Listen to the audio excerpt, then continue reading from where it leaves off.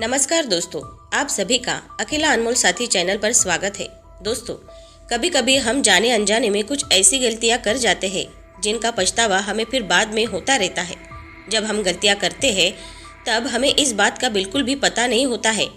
इस गलती से हमारे जीवन में आगे चलकर कोई प्रभाव भी पड़ सकता है। कभी कभी हमारी ज़्यादा अच्छाई भी हमारे दुख का कारण बन जाती है।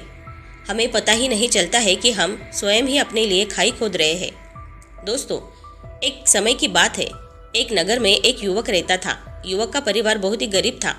उसके परिवार में आए दिन किसी न किसी बात को लेकर झगड़े चलते रहते थे।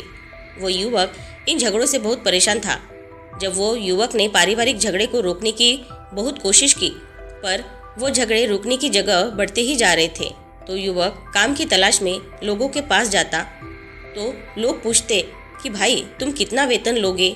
तो वो उनसे कहता कि आप मुझे बस काम दे दीजिए, मेरे परिवार की आर्थिक स्थिति बहुत ही खराब है, मुझे काम की आवश्यकता है, आप बस मुझे काम पर रख लीजिए और आप जितना दोगे मैं उतना ही ले लूँगा। तो लोग उसकी मजबूरी का फ़ायदा उठाकर उसे कम कीमत पर काम पर रख लेते, क्योंकि उसने लोगों को खुद ही मौका दे दिया। लोगों को पता था कि उसे काम की बहुत ज़रूरत है, वो कम पैसों में भी काम कर लेगा। और जब वो युवक अपने मित्रों के पास, अपने सगे संबंधियों के पास बैठता, तब वह अपनी गरीबी की बातें करता। वो अपने मित्र और सगे संबंधियों से कहता कि मैं क्या करूं, मेरा परिवार बहुत ही गरीब है, 2 वक्त की दाल रोटी भी ठीक से नसीब नहीं होती और आए दिन परिवार में लड़ाई झगड़े होते रहते हैं। मुझे तो कुछ भी समझ में नहीं आता कि मैं क्या करूं। उसके मित्र और सगे संबंधी उस समय उसकी बात सुन लेते और उसके बाद वे सभी उसका मजाक बनाते हैं और कहते हैं यह गरीब तो गरीब का गरीब ही रहेगा, इसका कुछ भी नहीं हो सकता और इनके परिवार में भी प्यार नहीं है। जब देखो एक दूसरे से लड़ते झगड़ते रहते हैं और यह हमारे पास बिना बात का रोना रोता रहता है और खुद कुछ करता ही नहीं है। जबकि वह युवक तो उनको अपना समझकर अपनी समस्या बता रहा था ताकि लोग उसकी कोई मदद कर सके, लेकिन किसी ने उसकी मदद तो की नहीं। अब युवक जहाँ भी जाता सभी लोग उसका तिरस्कार करते, उसे गरीब कहकर पुकारते। कोई भी व्यक्ति उसे काम की पूरी कीमत नहीं देता। वो युवक दिन भर काम करता पर उसे कुछ ही पैसे मिलते थे। कोई भी उसकी मेहनत की पूरी कमाई नहीं देता था। अगर वो उनको कुछ कहता तो वो लोग उसे देते, ए काम करना है तो कर, नहीं तो जा सकता है यहाँ से। अब उस युवक को तो काम की ज़रूरत थी, इसीलिए वो काम तो करता ही था। धीरे धीरे समय के साथ उस युवक की हालत बहुत ही खराब हो गई थी। सभी लोग उस युवक का इस्तेमाल करने लग गए, क्योंकि सबको पता चल चुका था कि वो युवक बहुत ही गरीब है, वो उनका कुछ भी नहीं बिगाड़ सकता और उसे पैसों की ज़रूरत है, काम तो करेगा। सभी नगरवासी उसका अपमान करते, उसे गरीब गरीब कहकर पुकारते। इन सब बातों से वो युवक बहुत परेशान हो गया। उसे समझ ही नहीं आ रहा था कि आखिर उसके साथ यह सब क्या हो रहा है। तभी उसने लोगों को बातें करते हुए सुना कि नगर में एक बौद्ध भिक्षु आए हैं। उन बौद्ध भिक्षु के पास सभी समस्याओं का हल है। वो बौद्ध भिक्षु बहुत ही ज्ञानी व्यक्ति है। यह सुनकर वो युवक भी उन बौद्ध भिक्षु के पास जा पहुंचा। वो युवक बौद्ध भिक्षु के पास जाकर उन्हें रोता हुआ बोला कि महात्मा, सभी लोग मेरे साथ ऐसा क्यों करते हैं। तभी उस युवक की बात सुनकर बौद्ध भिक्षु ने पूछा कि क्या हुआ बालक। तभी वो युवक जोर जोर से रोने लगा और रोते रोते अपनी सारी बात बौद्ध भिक्षु को बताता है और उनसे कहता है कि महात्मा, सभी लोग मुझे गरीब गरीब कहकर पुकारते हैं, मेरा मजाक बनाते हैं और कोई भी मनुष्य मुझे अपनी मेहनत की पूरी कमाई नहीं देता है। मैं उनके खेतों में पूरे दिन काम करता हूँ और वो मुझे बहुत ही कम पैसे देते हैं। मेरे दोस्त मेरा मजाक बनाते हैं। वो बौद्ध भिक्षु उस युवक की सारी बातें बड़े ही ध्यान से सुनते हैं और उससे पूछते हैं कि सभी नगरवासियों को इस बात का कैसे पता चला कि तुम बहुत ही गरीब हो और लोग तुम्हें पूरे दिन काम करने के बाद भी इतना कम वेतन क्यों देते हैं। बौद्ध भिक्षु की बात सुनकर युवक बोला कि दरअसल महात्मा, मैंने ही नगरवासियों से हमदर्दी पाने के लिए उनसे कहा था कि मैं बहुत ही गरीब हूँ, मुझे आप काम पर रख लीजिए, जो आप दोगे मैं ले लूँगा। यह सुनकर वो बौद्ध भिक्षु बोले, इसमें लोगों की क्या गलती है। अगर नगरवासी तुम्हारा मजाक बनाते हैं, तुम्हें कम वेतन देते हैं, तो इसमें तुम्हारी गलती है। तुम ही ने उन लोगों को बढ़ावा दिया है, तुम्हें कुछ बातें सिर्फ अपने तक ही सीमित रखनी चाहिए थी, लेकिन तुमने तो वो सब बातें सबको बता दी। बौद्ध भिक्षु की बात सुनकर वो युवक उनके पैरों में गिरा और उनसे बोलने लगा कि महात्मा, मैं अब क्या करूं? आप मेरी इस परेशानी को दूर करें। युवक की बात सुनकर बौद्ध भिक्षु बोले, देखो, अब जो हो गया उसे तो वापस नहीं लाया जा सकता है, लेकिन आज मैं तुम्हें ऐसी 4 बातें बताऊंगा जो तुम्हें कभी भी किसी को नहीं बतानी है, सिर्फ अपने तक ही सीमित रखनी है। चाहे फिर वह तुम्हारे मित्र ही क्यों ना हो या फिर कोई सगा संबंधी ही क्यों ना हो, तुम्हें यह बातें किसी को नहीं बतानी है। बौद्ध भिक्षु की बात सुनकर वह युवक बड़ी ही प्रशंसा से बोला कि बताइए महात्मा, वह कौन सी बातें हैं जिन्हें हमें किसी को नहीं बतानी चाहिए। फिर बौद्ध भिक्षु ने युवक से कहा कि जो तुम्हें पहली बात किसी को नहीं बतानी चाहिए वो ये है, अपने जीवन का लक्ष्य, तुम्हारे जीवन का सपना। हम क्या करते हैं, हम अपने सपने को सभी को बता देते हैं कि मैं यह करूँगा, मैं बड़ा होकर यह बनना चाहता हूँ।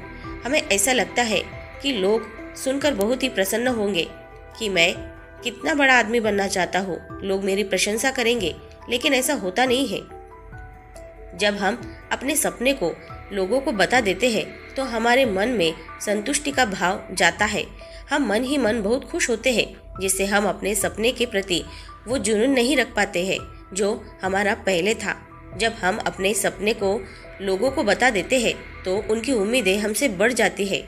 वह हमारे ऊपर और भी ज़्यादा ध्यान देने लगते हैं, जिससे कभी कभी हम तनाव में भी आ जाते हैं और फिर यही तनाव हमारे जीवन में असंतुलन पैदा करता है और फिर हम अपने सपने से, अपने लक्ष्य से भटक जाते हैं।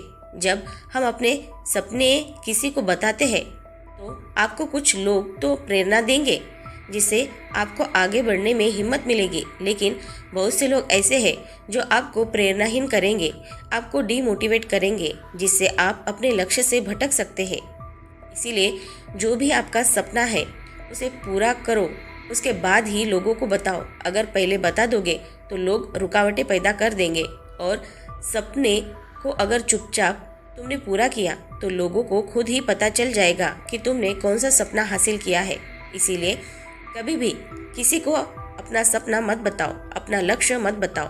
फिर बौद्ध भिक्षु ने युवक से कहा कि दूसरी बात जो तुमने किसी को नहीं बतानी है वो है हमारी समस्याएं, हमारी परेशानियाँ। हम क्या करते हैं, जैसे हमें कोई समस्या होती है, कोई परेशानियाँ आती है तो हम तुरंत लोगों के पास उसके समाधान के लिए पहुंच जाते हैं, उन्हें अपना दुखड़ा सुनाने लगते हैं।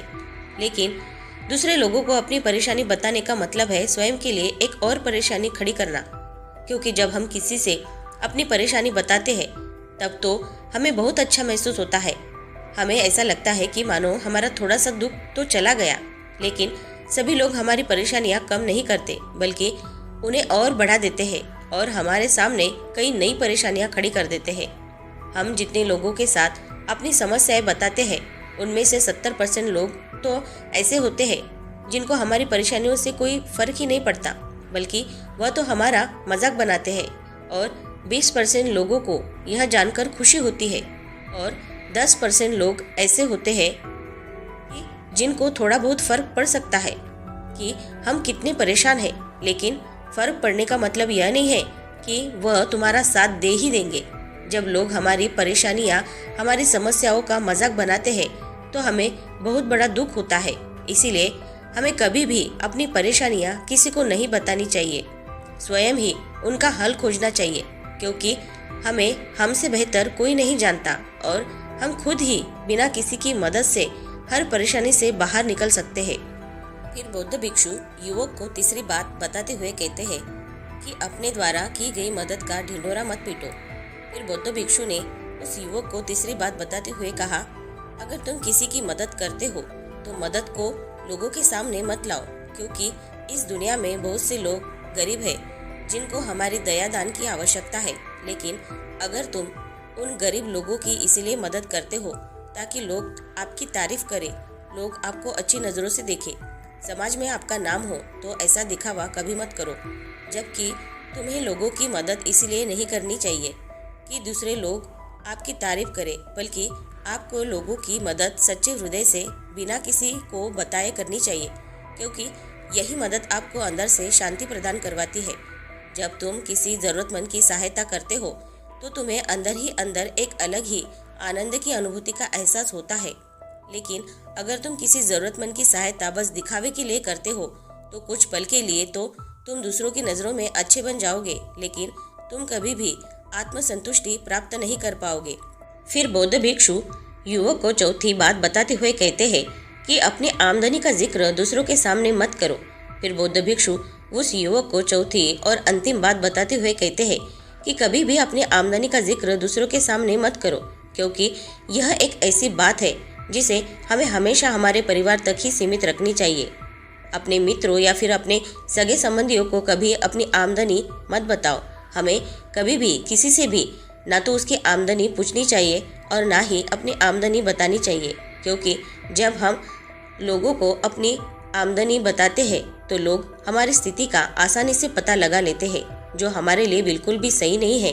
क्योंकि अगर हमारी आमदनी कम होती है और हम लोगों को बता देते हैं तो लोग हमें गरीब समझकर हमसे दूर होने लगते हैं, हमारा तिरस्कार करने लगते हैं, हमें नीचा दिखाने लगते हैं, हमारी इज्जत नहीं करते। अगर हमारी आमदनी ज़्यादा होती है और हम लोगों से उसके बारे में बात करते हैं तो लोग हमसे मतलब के रिश्ते रखना शुरू कर देते हैं। उन्हें हमसे नहीं, हमारे पैसों से मतलब होता है। लोग आपसे इसीलिए रिश्ता नहीं जोड़ेंगे कि आप एक अच्छे इंसान हो, बल्कि वह तो आपसे इसीलिए रिश्ता जोड़ेंगे क्योंकि आपके पास धन है। जो लोग आपको पसंद नहीं करते वो भी धन की वजह से आपसे रिश्ता रखेंगे और आपके साथ ऐसा बर्ताव करेंगे जैसे आप उनके लिए बहुत ही खास हो। इसीलिए कभी भी किसी को अपनी आमदनी मत बताओ, बस इसे अपने और अपने परिवार तक ही सीमित रखो, क्योंकि आपका परिवार ही आपकी तरक्की को देखकर खुश होता है। बाकी तो यह दुनिया आपकी तरक्की को देखकर जलने वालों में से है।